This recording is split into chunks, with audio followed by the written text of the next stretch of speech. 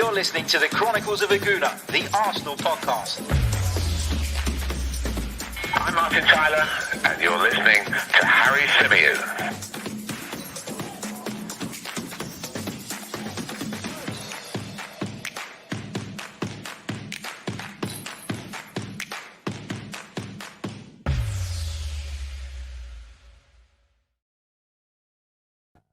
Hello and welcome back to the Chronicles of a Gooner, the Arsenal podcast, part of the 90 Min Network. As ever, I'm your host, Harry Symeou, and this edition is sponsored by our friends over at Pro Prep. We thank them for their very kind sponsorship, and I'll be telling you a little bit more about their product just a little bit later on in the show.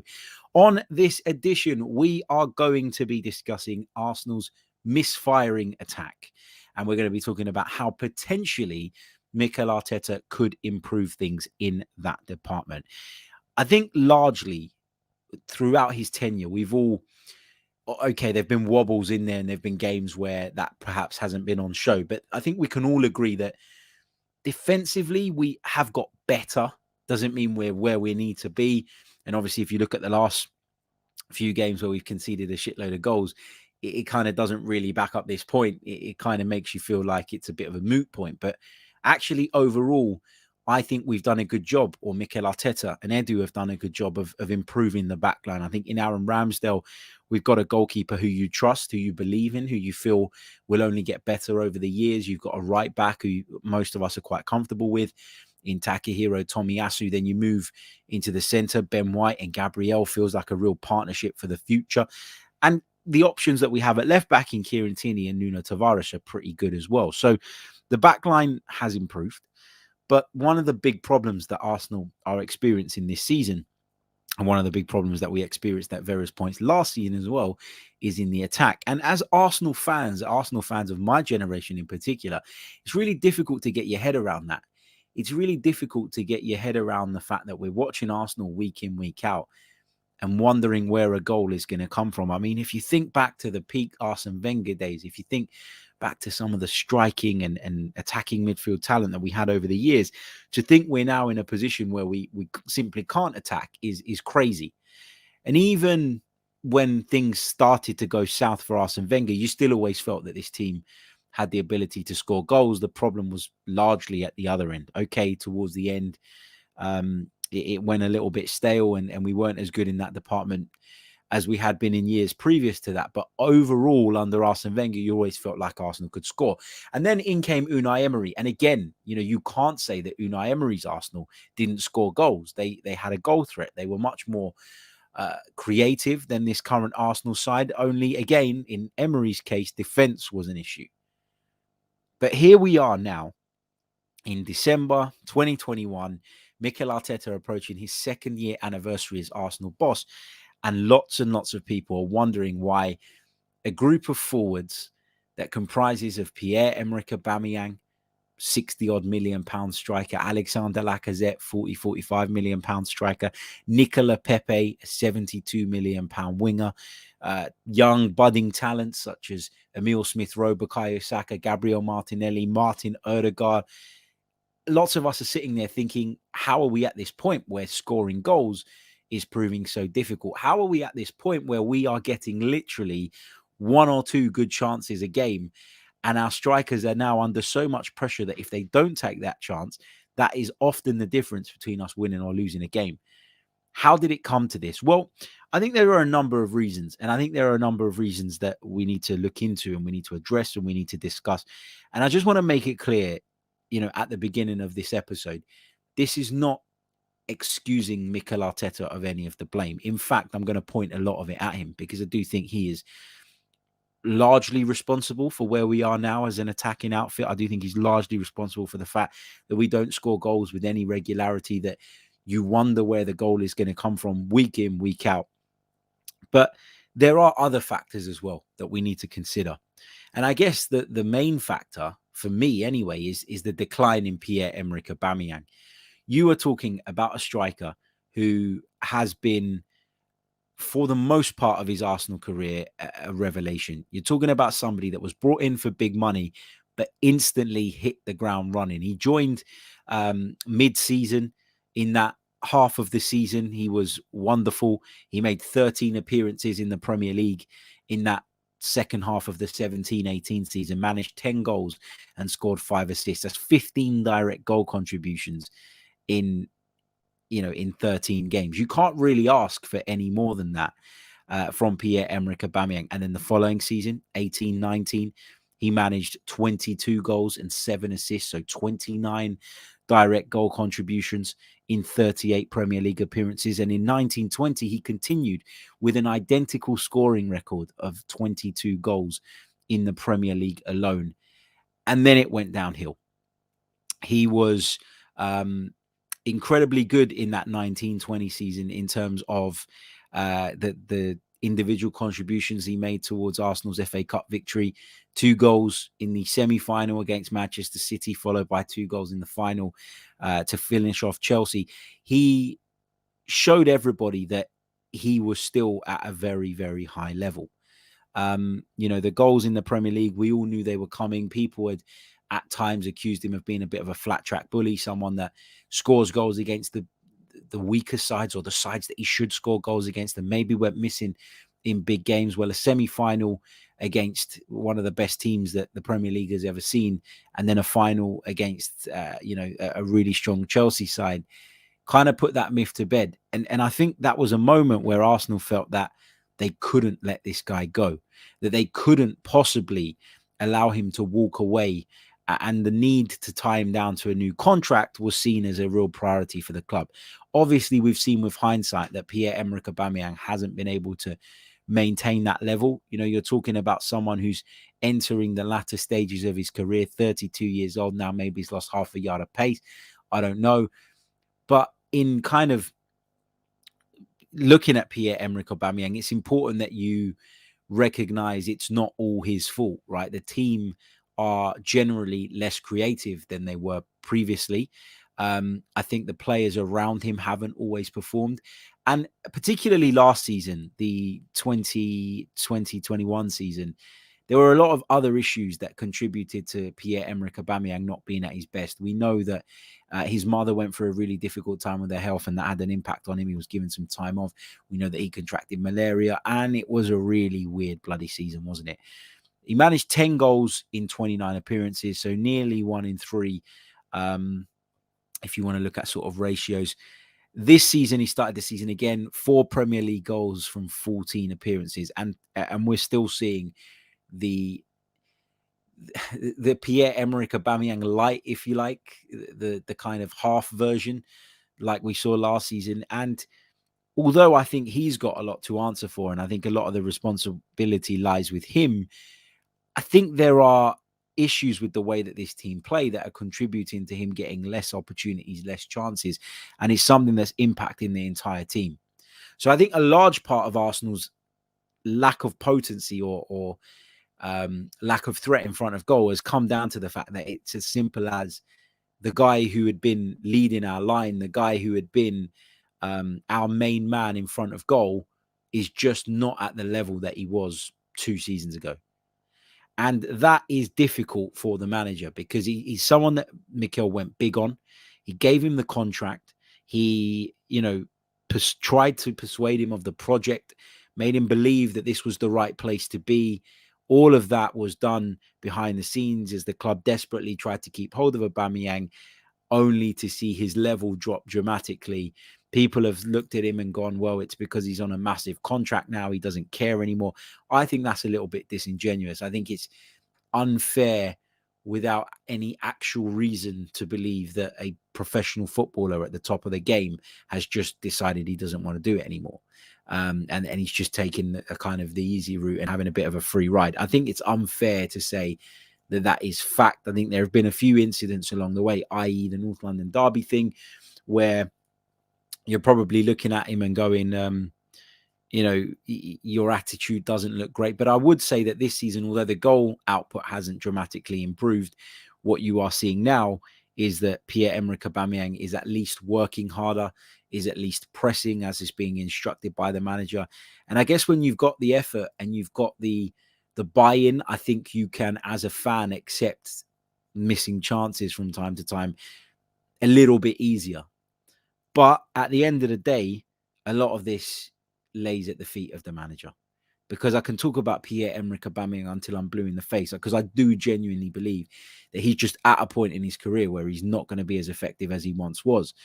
But there are also contributing factors outside of Pierre-Emerick Aubameyang's control, but within Mikel Arteta's control, that are leading to this as well. You think about the way Arsenal attack, it's become incredibly predictable. You were in a place a few months ago where you knew exactly what it was that Arsenal wanted to do. It was a ball out from the goalkeeper into the back line or potentially directly into the midfield.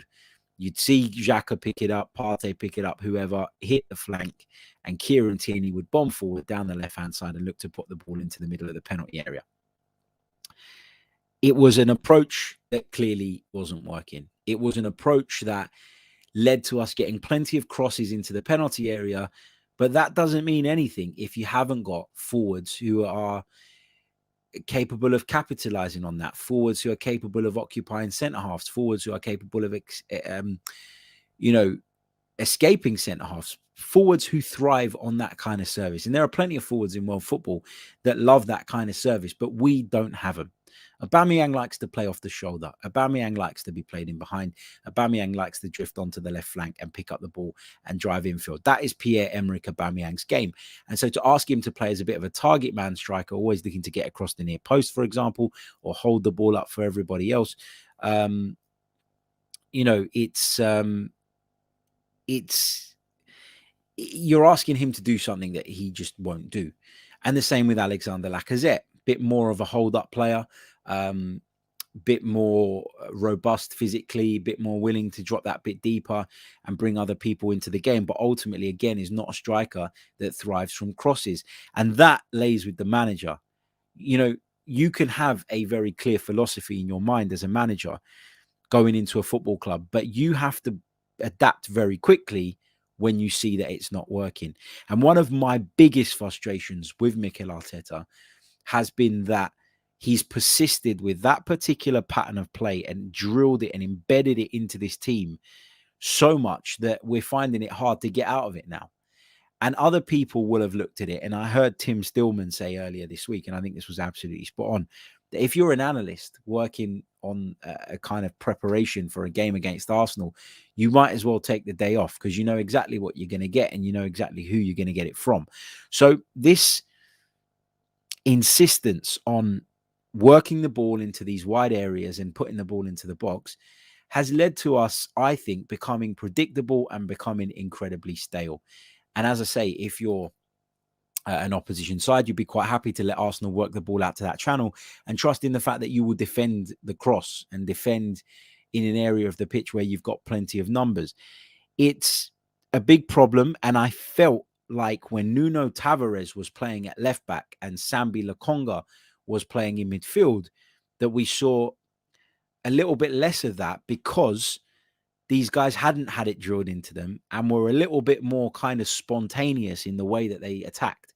Sambi Lokonga, quite happy to let the ball run across him and carry it forward, quite happy to break the lines with a pass, quite happy to play a riskier pass than maybe Granit Xhaka would. And the same with Nuno Tavares on that left-hand side. He's not always looking to go on the outside. He's not always getting the ball and having the first thought of, I need to get it into the penalty area as soon as possible. You know, he will sometimes come inside and drive at people, have a shot, for instance, from the edge of the penalty area. And that kind of spontaneity and unpredictability in our game is ultimately what I believe is needed to kick this attack and spark this attack back into action, because it is too regimented, it is too predictable, and therefore it's easy to defend against. The other thing I wanted to talk about was Lacazette and him dropping into deeper positions. It's all good dropping into a deeper position and retaining possession, but when you do drop into a deeper position, bring the ball under control and work the ball into wide areas, who is then making the run beyond you to get in the box? Who is then making the run into the space? Who is then occupying the centre halves and creating spaces potentially for people arriving late? And the only recent example we've really seen of that was the goal against Everton on Monday night, where you did see the ball worked out wide and Gabriel Martinelli had drifted infield into that inside space and made a dart towards the near post. He made a dart in towards the near post. It meant that the centre-halves couldn't leave him unmarked, and that created the room for Martin Odegaard to time his run perfectly and arrive in the penalty area and put the ball in the back of the net. One of the easiest things to defend against in football is when you know what someone's going to do, right? If, you know, we've said it time and time again, there are some players that are so brilliant that when they're even if they're predictable, you can't do anything about it. Prime example of that for me is Arjen Robben. Remember Arjen Robben at his peak? He'd get the ball on the left wing. You knew that he was going to drop the shoulder and step inside onto that left foot. You knew that that was his intention, but you couldn't stop it. You know, Arjen Robben was that good. He was that brilliant that he would step inside, and before you've even readjusted your body position, the ball was in the top corner. Players like that, you can't defend against them because of their brilliance, and it becomes very difficult, even though you know what they're going to do. But as a general rule, if you know what somebody is going to do, 9 times out of 10, you'll be prepared for it and you'll be able to deal with it. And when you're putting crosses into the box, that is a very that is playing the percentages game. That is putting the ball into an area and hoping that your player, more often than not, you know, sometimes you'll cut it back and that's a little bit different. But more often than not, when you put the ball into the penalty area, you're relying on the ability of your centre forward to beat the centre half to the ball and make the most of that. It's a bit of a percentage game. And the reason I find this so strange is because when you think about the rest of our attacking play, crossing aside, it is all very meticulous. It is all very calculated. And we're almost looking at times under Mikel Arteta, and I know people used to say this about Wenger, looking to score the perfect goal, just in a different way. Mikel Arteta's perfect goal is exactly what I've described, the goal against Everton. Work the ball out from the back, work it out to the flank, get it into the box, have a runner arriving, turning up on the edge of the penalty area and sticking the ball in the back of the net. But that, in order for those moves to work all the time, the level of brilliance and accuracy that needs to be applied all the time is just unsustainable. And it's not something that you're going to produce every time you build up from the back. So we're on the one hand being very meticulous and very particular about one way that we want to play.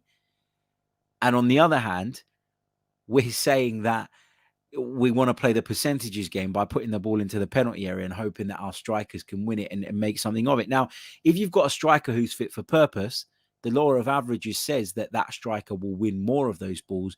Therefore, you stand a greater chance of succeeding from that particular pattern of play. But at this moment in time, we don't have that.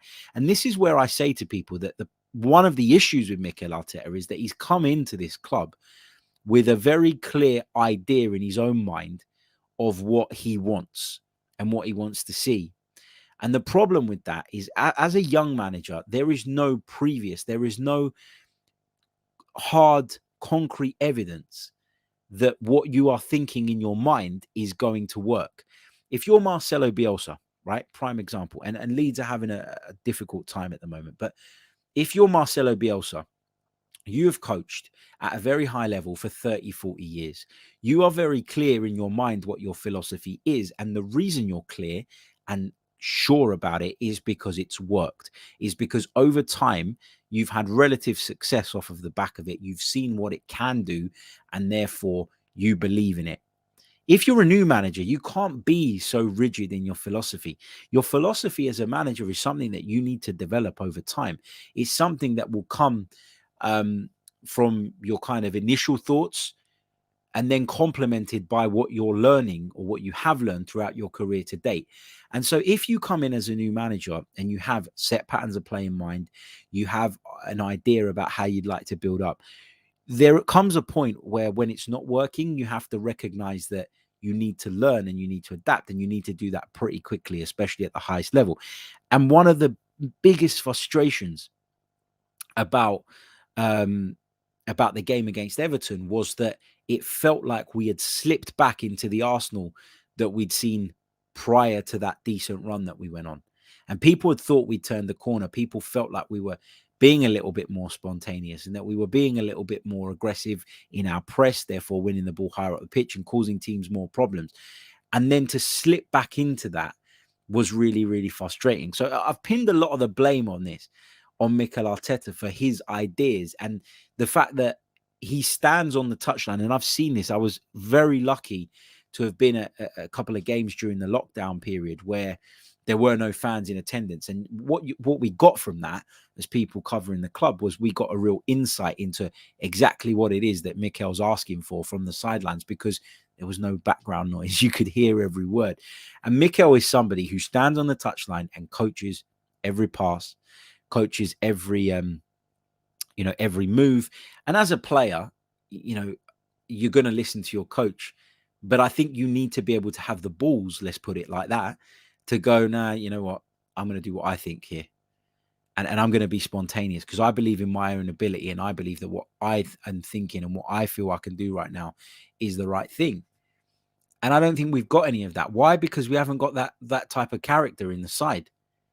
We simply haven't. And the types of characters at Arsenal that I would say fit into that category of spontaneous can be incredibly frustrating, but incredibly effective at the same time, are people like Nuno Tavares, are people like Sambi Lokonga, who isn't afraid to try and break the mold when on the ball in midfield. He isn't just going to play the 5-yard sideways pass a la Mohamed El Neni.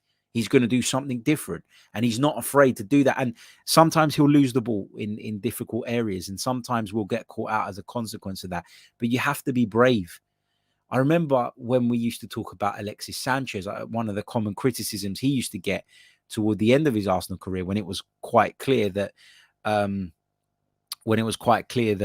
he wasn't going to stay at the club any longer, people used to say to me, well, it's all right, he gives the ball away loads. Yeah, statistically, he gave the ball away loads, but he gave the ball away loads because he tried to do things that would be the difference. He tried to do things that could potentially win you a match.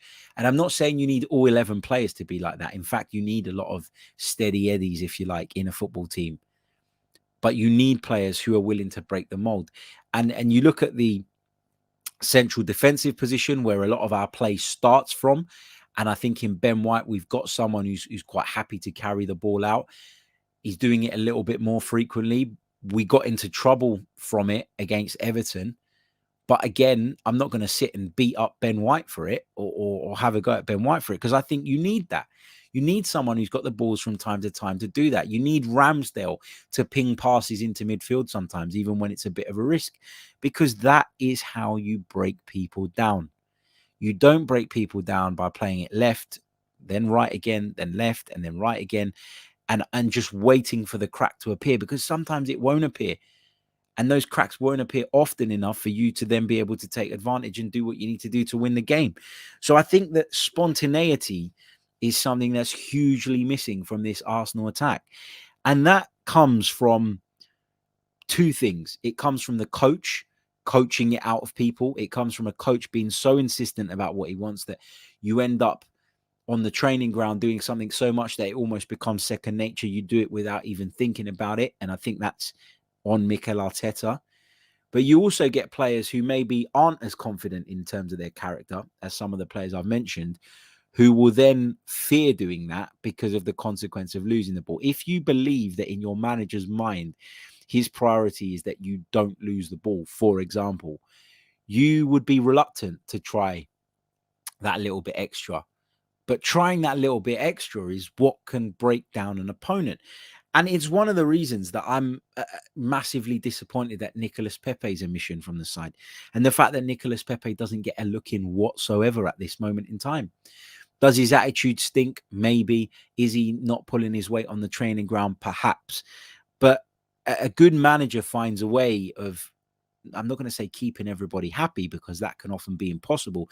But a good manager has to recognize the problems in his team, has to recognize what each individual player can offer, and try and tap into that as much as possible. And I feel like there are players at Arsenal that can offer that spontaneity that Mikel Arteta perhaps doesn't trust as a result of how unpredictable they can be. I mean, Nuno Tavares, as I said, there's been games where he's been an incredible attacking weapon for us, but you don't really know what you're going to get from him from a defensive standpoint. He might commit too far forward and that costs you a goal. And it feels like Mikel Arteta is just really adverse to risk. You then talk about the midfielders. Granit Xhaka doesn't take many of those risks I've talked about. Why is he such a firm favourite with Mikel Arteta? Well, there you go. He's such a favourite that he brought him back after 2 months without playing anything, without playing any football, because he wanted to bring him into the side to try and bring that stability, because he was hoping, I believe, that it would bring something out of Thomas Partey again. We've got a right back who is great. Really enjoy watching him. I think he's incredibly committed, incredibly talented, very good reader of the game, physically really good. But it's clear that Mikel Arteta has brought a very specific right back in Tomiyasu, someone who is basically a centre-back who's been moved slightly right so that he can protect us. And again, it's a sign of us being risk adverse. I'm not saying that that's a bad thing. I think balance is one of the most important things in football. But what I am saying is that if you know that Arsenal line up in a certain way, for example, you know that Takahiro Tomiyasu is more of a centre-back, you can bet going into the game he's not going to get as far forward and as frequently as the left-back. Again, another element to our predictability. And then you move back into the final third and you look at some of the players that Mikel Arteta's entrusted at the moment with kind of scoring goals, etc., etc. You know, we talked about Aubameyang, we talked about Lacazette and the problems he. I mean, Alexander Lacazette. I heard somewhere today that he's had a handful of shots in the Premier League so far this season. In fact, if we go over to some of the stats from this season, let me just bring it up on the Arsenal page. Where are we? Let's go to Arsenal. You know, if you look at some of the stats, you can see that these players, although, you know, we've come away from a lot of games this season talking about how well Alexander Lacazette did. Has he actually offered much as a goal threat? Has he actually offered all that much as someone who's going to, you know, contribute to us scoring on a regular basis? You know, three goals in total this season from 13 appearances. It's not really good enough. You know, people slag Pierre-Emerick Aubameyang off. He's managed 7. Emile Smith-Rowe 6, which is pretty good. Bukayo Saka 3 from 17 appearances. That's not good enough. Martin Odegaard 3, not good enough. Gabriel Martinelli 1. Eddie Nketiah 2. Nicolas Pepe 1. You know, it's these players need to be more potent when the opportunities come their way and need to take a bit of responsibility themselves. I think another big issue that we have is the inability to carry the ball into dangerous areas. I think we've got one player in the current starting 11, as Mikel Arteta would have it, that enjoys carrying the ball and carries the ball comfortably and carries it into areas where we cause problems. And that is Emile Smith-Rowe. I think he's a really, really good dribbler. And a lot of the good things that we have done this season have come off the back of him carrying the ball, you know, into specific areas and almost luring players in. And that in turn creates space for others. But you know, a lot of the issue is that as well, and you know, the lack of dribblers. Because I think if you look at it statistically, and I don't have the stats to hand, but I was looking at something yesterday. Arsenal are one of the worst dribbling teams in the Premier League, in the sense of we don't do it enough, and when we do try and do it, we don't complete as many dribbles as some of the teams that we're competing with this season. Dribbling is a very important part of the game. I think we've almost been conditioned with all this tiki-taka football that it isn't important, but it is. You know, you have to have the ability to beat a man. If you pass, but a team is set up perfectly, where's the space? Sometimes you create space by showing a bit of brilliance and skipping past someone. Having the ability to take a man on and break into a space.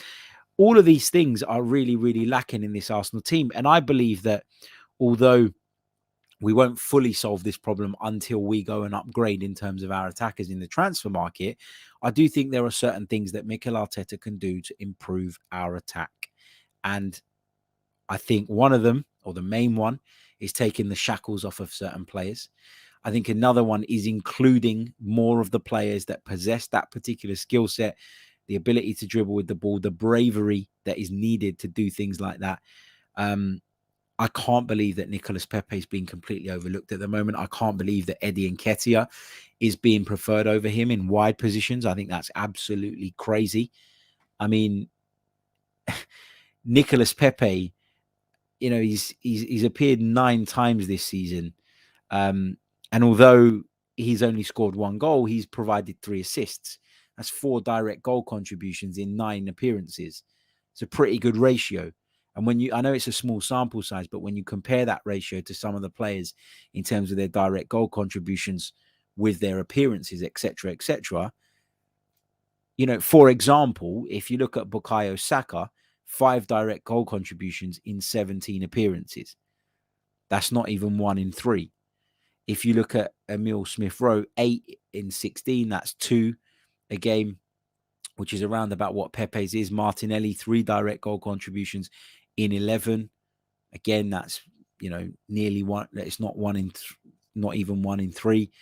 And the point I'm trying to make is that Nicolas Pepe can frustrate the shit out of people. He does things that irritate you. He does things that drive you mad. But ultimately, throughout his Arsenal career, he has contributed, very strongly in that area. He's contributed brilliantly, in an attacking sense. And I'm not saying, even because I know a lot of people say he's not played well, Saka in front of him. I'm okay with that. If you think about it, I'm not even saying that you have to leave Saka out of the team. Martin Odegaard went through a shit period. Why not put Emile Smith-Rowe in the 10? Give Saka one flank, give Pepe the other. Put Pepe on the left if you want to leave Saka on the right. He's proven that he can be effective from the left-hand side as well. At various points last season, I would argue he looked better from the left-hand side. So the point I'm making is not that Nicolas Pepe even needs to start every week, but you can't afford to freeze players like that out.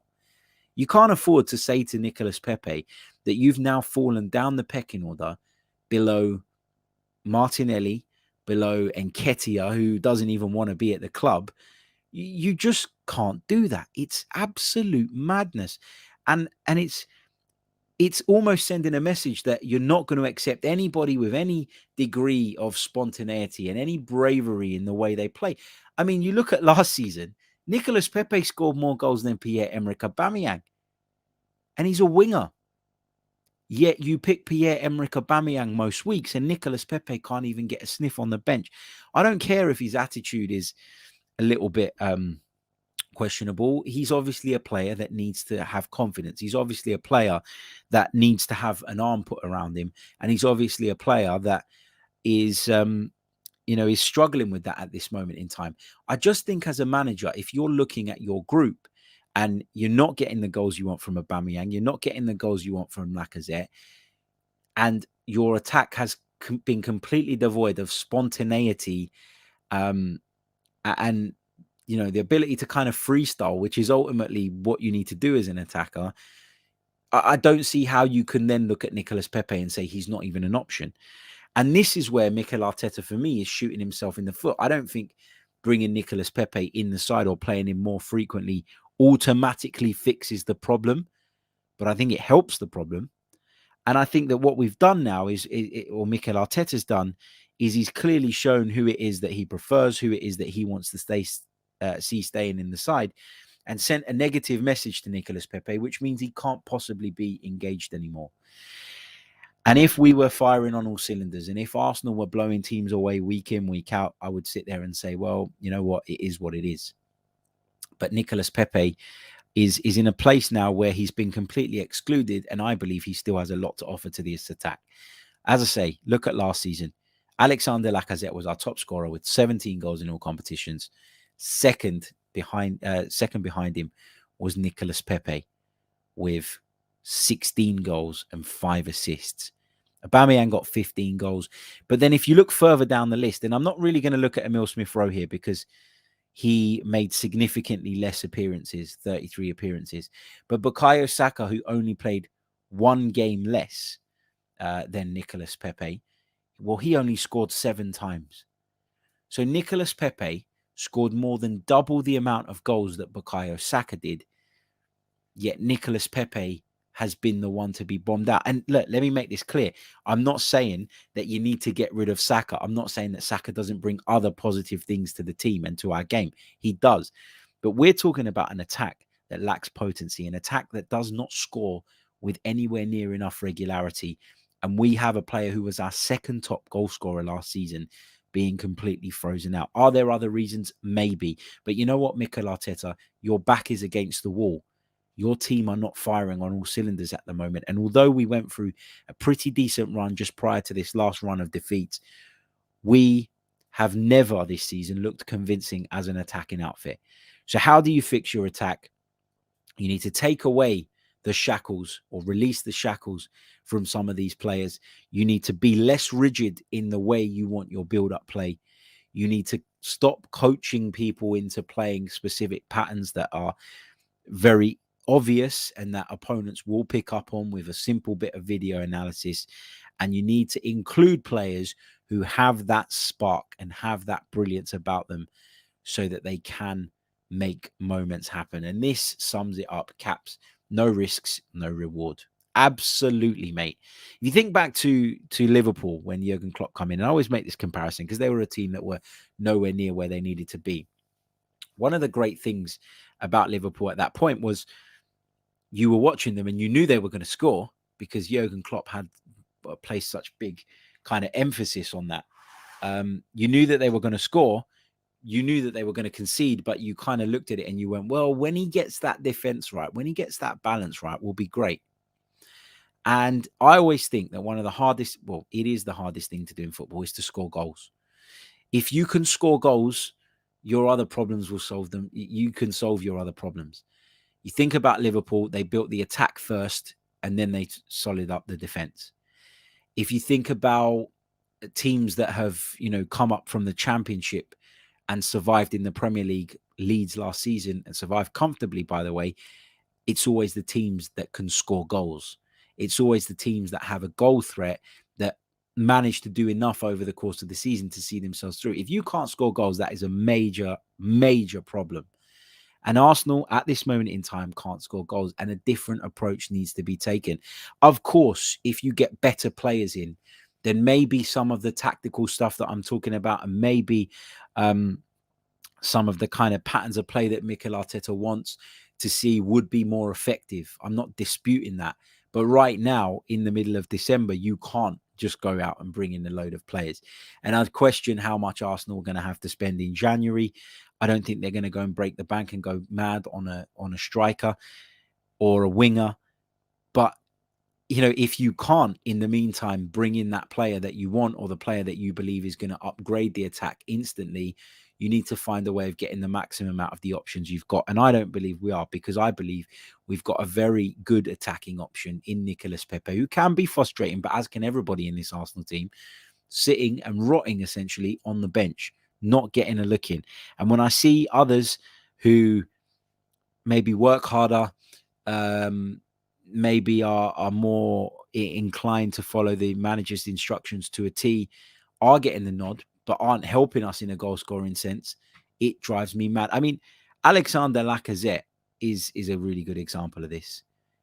Alexander Lacazette, if I look at the Premier League stats for this season so far, Alexander Lacazette is seen by the fans as this really important player. And I think he does have a role to play in the squad. I think he's very useful in terms of what he does when he drops off. But you're talking about a guy who scored one goal in the Premier League this season, hasn't provided a single assist for anybody, not a single assist and just a single goal. How can you justify this guy being in the team every week? At that point, you're just picking your favorites, because you're not picking him ahead of Pepe because of any other reason. Nicolas Pepe, is a player who, gives you that ability to catch an opponent by surprise. He's quite capable of cutting in field from the right-hand side and bending one into the top corner.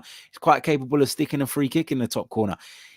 It's weird to me that Mikel Arteta, a manager who's had his back up against the wall for the majority of his Arsenal career, is obsessed with attitude, obsessed with culture, And that is, when I think about that, that's what makes me think that he knows he's not getting sacked and he knows he's not under any pressure, because he's prioritizing attitude and things like that ahead of talent. And I think as a manager, there is a fine line. You know, you're not Sir Alex Ferguson, you're not Arsene Wenger, whereby your history speaks for itself. You're not Pep Guardiola, you're not Jose Mourinho, where you can make calls like that and very few are going to question you, because ultimately you've shown that you know what you're doing over the years.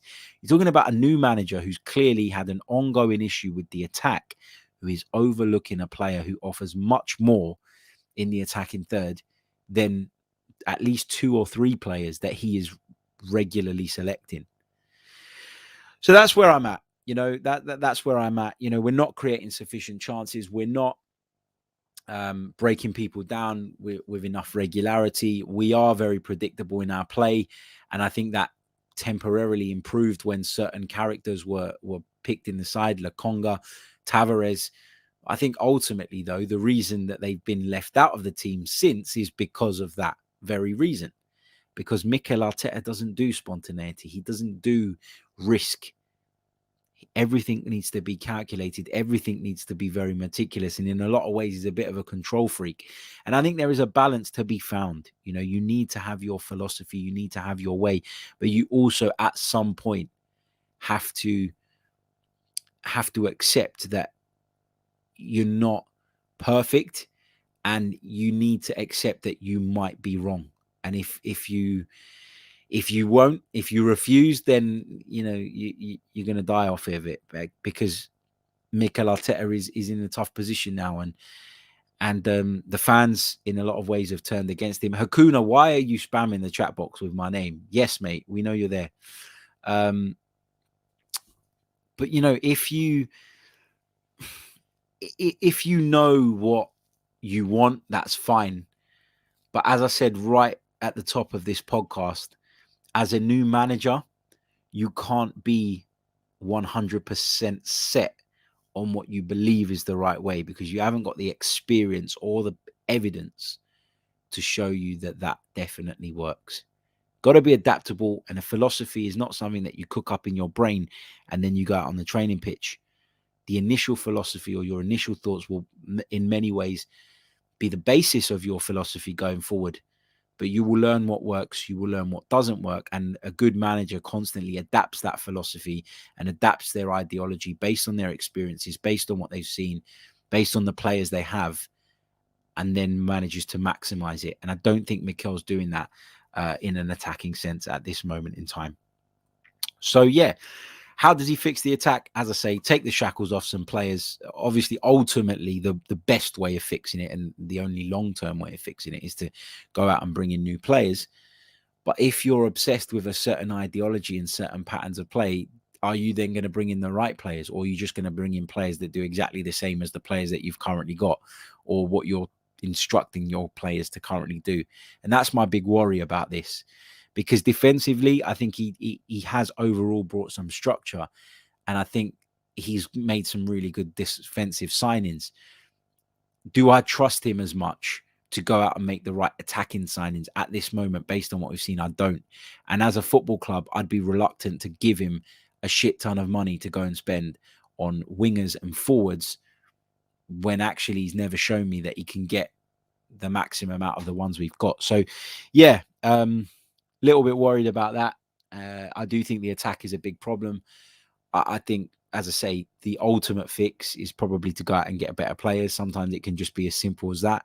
A lot of the time it can just be as simple as that. But I do think there are issues with the way that we're building up, issues with the way we're so predictable, and issues with the fact that at any point anybody shows any spontaneity or willingness to try something outside of the box, to try and make something happen, it's immediately shut down by the manager, and those players can then find themselves left out of the team for a long period of time. So big problems, lots to think about. Let me know your thoughts in the comments section as well. I'd love to hear from you. Make sure you are subscribed to the Chronicles of a Gooner if you haven't already. Make sure you checked out our show with Tom Canton, or the Canton and Symeou show as it's known.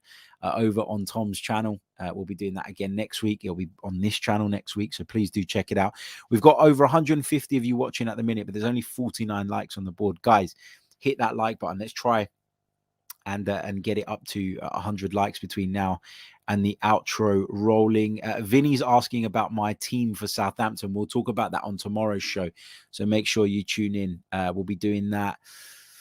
I think I'm going to probably do it at 10:30 in the morning, just because I've got some stuff going on a little bit later, but then it gives you the whole day to take it in if you can't watch it live.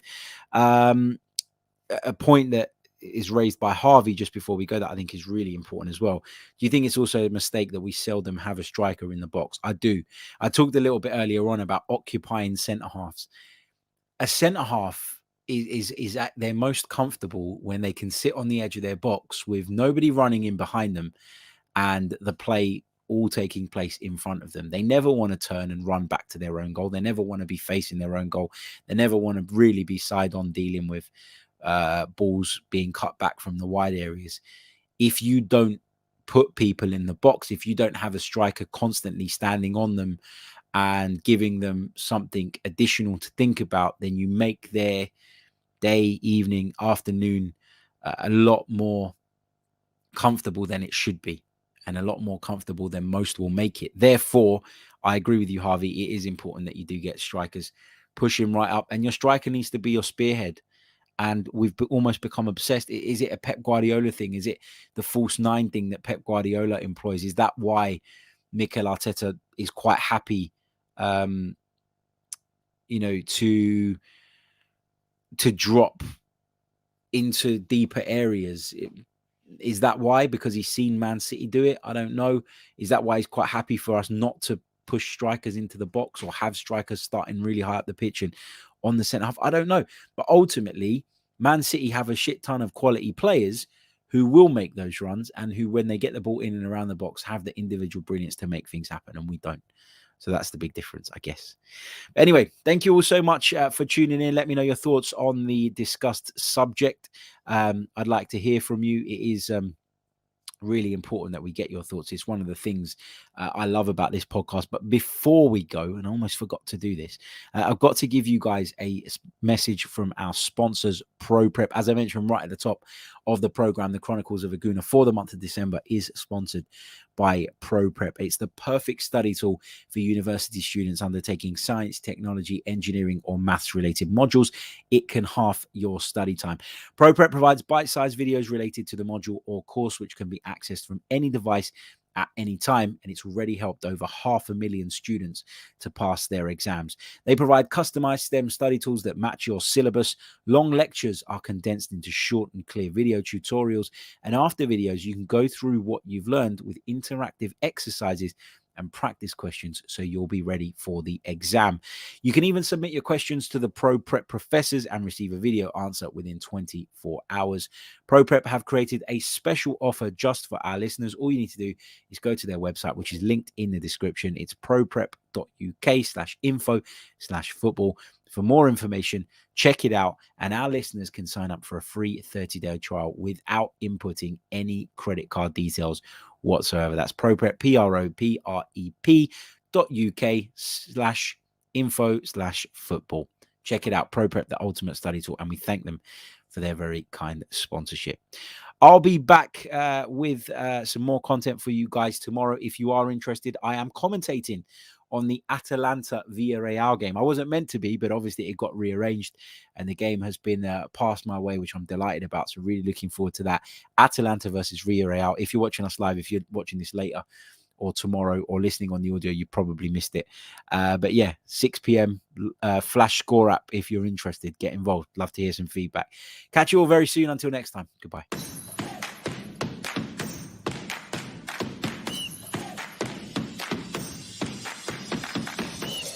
You're listening to the Chronicles of a Gooner, the Arsenal podcast. I'm Martin Tyler, and you're listening to Harry Symeou.